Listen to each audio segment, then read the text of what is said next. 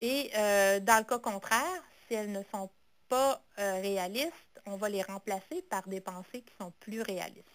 Alors, j'ai deux exemples. Le premier exemple, c'est si je ne dors pas 8 heures, je ne fonctionnerai pas bien au bureau le lendemain. Je disais tantôt que c'est une croyance qui est très, très, très répandue dans la population.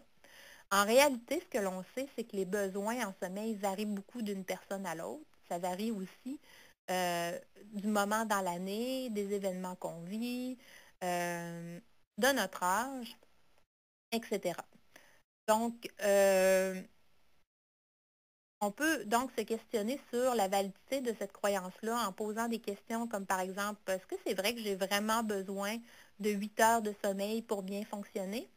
Et au pire, si je ne dors pas mes 8 heures, quelle chose dramatique va se produire demain? Et on voit ici que de se questionner sur la véracité d'une croyance comme celle-là va entraîner le développement de pensées beaucoup plus réalistes qui vont être associées à beaucoup moins d'anxiété de performance et donc avoir un effet bénéfique sur le sommeil. Donc, si on se dit, au lieu de se dire avant d'aller au lit, là, si je ne dors pas mes 8 heures, demain, je ne pourrai pas fonctionner, si on se dit plutôt, si on se rappelle plutôt que les besoins en sommeil varient beaucoup d'une personne à l'autre et en fonction du temps, si on se dit aussi que même si on ne dort pas 8 heures, on va quand même être capable de bien fonctionner au travail, comme c'est le cas habituellement, et que le pire qui peut arriver, c'est que je serai plus somnolent à certains moments de la journée, bien, on dédramatise le problème de sommeil et donc on diminue le niveau d'anxiété qui va être ressenti par rapport à sa capacité à dormir. Donc, on va aller au lit beaucoup plus détendu et donc dans un état là, qui va être beaucoup plus propice à avoir un bon sommeil. L'autre croyance qui est très répandue, et ça chez les personnes atteintes de cancer, c'est si je ne dors pas bien, mon cancer va récidiver. Alors, c'est clair qu'une personne qui va au lit avec ce genre de pensée va se sentir extrêmement anxieuse parce que, bon, on voit que la conséquence qui est appréhendée, elle est vraiment dramatique. Et donc, si on pense que le fait de ne pas dormir va nous amener une récidive de cancer, là, on va se sentir tellement anxieux qu'il y a de fortes chances qu'on ne pourra pas bien s'endormir ou en tout cas qu'on va avoir de la difficulté. Si on a ces pensées-là durant nos réveils, durant la nuit, on va avoir beaucoup de difficulté à retomber endormi. Donc, on peut questionner la validité de cette croyance-là en posant des questions comme est-ce que j'ai des preuves que cette pensée est vraie? Est-ce que tous les insomniaques ont une récidive de cancer? Non. Est-ce que tous les bons dormeurs n'ont pas une récidive de cancer? Non. Et donc, les pensées réalistes dans ce cas-là, c'est vraiment de se dire, ben, et c'est vrai qu'il n'existe aucune preuve scientifique démontrant que l'insomnie peut provoquer une récidive de cancer. Le cancer est une maladie qui est complexe et une récidive est influencée par une multitude de facteurs qui sont souvent inconnus. Et ça, c'est la réalité. Une récidive de cancer, c'est impossible à prédire ou à peu près. Et on connaît très peu là, les facteurs qui vont faire en sorte qu'une personne va avoir une récidive alors qu'une autre n'en aura pas, outre bien sûr le stade de cancer, là, le stade de cancer initial. Donc, en diminuant l'anxiété de performance, on va beaucoup contribuer à améliorer le sommeil. Là, je vois que le temps passe beaucoup. Simplement vous dire qu'il y a aussi l'hygiène du sommeil, mais qui peut être pertinente. Ce ne sont pas les stratégies qui sont les plus efficaces.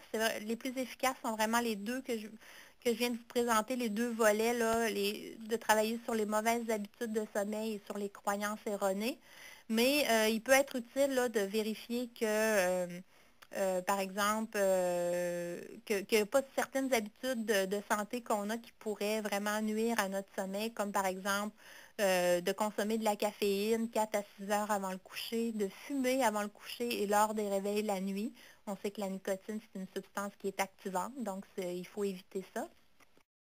L'alcool, on présume que l'alcool, c'est quelque chose qui peut nous aider à nous endormir, ce qui est vrai. Cependant, l'alcool va avoir un effet néfaste plus tard durant la nuit. Ça va rendre notre sommeil plus léger. Alors, il faut éviter d'en prendre avant d'aller au lit. Éviter les repas lourds et le sucre avant le coucher.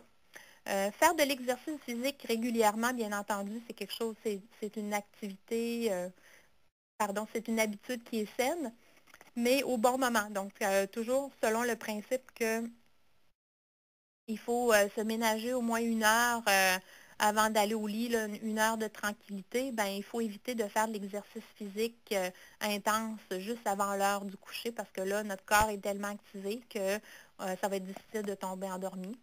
Ensuite, aménager sa chambre confortablement, ben, s'assurer que la température n'est ni trop froide ni trop chaude. Le bruit, évidemment. Et la lumière. La lumière, c'est très important parce qu'une chambre qui serait trop éclairée, ça nous empêcherait de sécréter une hormone qui est très importante pour le sommeil, qui s'appelle la mélatonine. Donc, il est vraiment recommandé d'avoir une chambre la plus sombre possible. Et limiter l'utilisation de médicaments pour dormir, j'en ai déjà parlé. Et là, je vais passer tout ce qui est après ça parce que je veux garder vraiment du temps pour vos questions. Mais ce qui est à retenir, c'est que l'insomnie est très fréquente chez les personnes atteintes de cancer. Elle est associée à plusieurs conséquences négatives. Ce sont des facteurs comportementaux, donc les mauvaises habitudes de sommeil, et les facteurs cognitifs, soit les pensées, les croyances erronées envers le sommeil, qui expliquent le maintien de l'insomnie dans le temps, et ce, peu importe ce qui les a causés au départ. Et la thérapie cognitive comportementale, en modifiant ces comportements-là et ces pensées et croyances, permet d'améliorer le sommeil, de diminuer la détresse psychologique et d'améliorer la qualité de vie. Alors, je m'arrête là-dessus et puis j'attends vos questions. Donc, votre première question va venir de Bonnie. J'ai eu une chirurgie du cancer des ovaires. J'ai terminé la chimie au mois de juin de l'an dernier. Ça fait plus de 9 mois. Je prends encore de la Davane tous les soirs avant de me coucher. Je suis passée d'1 milligramme à 0,5, mais je ne sais pas comment arrêter de le prendre.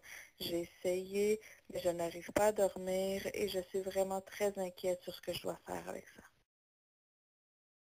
Bon, alors, d'abord dire que malgré ce que j'ai dit tout à l'heure, c'est pas dramatique quand même de prendre une médication hypnotique sur une longue période. Vous avez peut-être remarqué une baisse d'efficacité avec le temps que j'ai expliqué tout à l'heure qui est normale, mais c'est pas dramatique dans le sens où ça n'aura pas de conséquences sur votre santé. Cependant, comme je le disais, ce n'est pas l'option la plus efficace à long terme. Alors, ce que vous pourriez faire, c'est d'essayer les stratégies que j'ai abordées aujourd'hui. Plusieurs personnes là, qui ont participé aux études qu'on a faites sur l'efficacité de la thérapie cognitive comportementale prenaient des hypnotiques de façon régulière au début du programme. Et puis, quand on leur a offert les stratégies alternatives de modifier les comportements, de modifier les pensées et les croyances, ben, le médicament est devenu beaucoup moins nécessaire.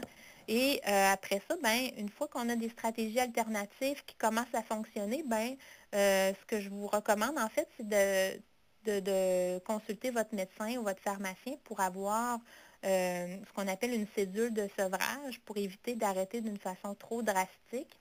Et ça peut vous aider aussi.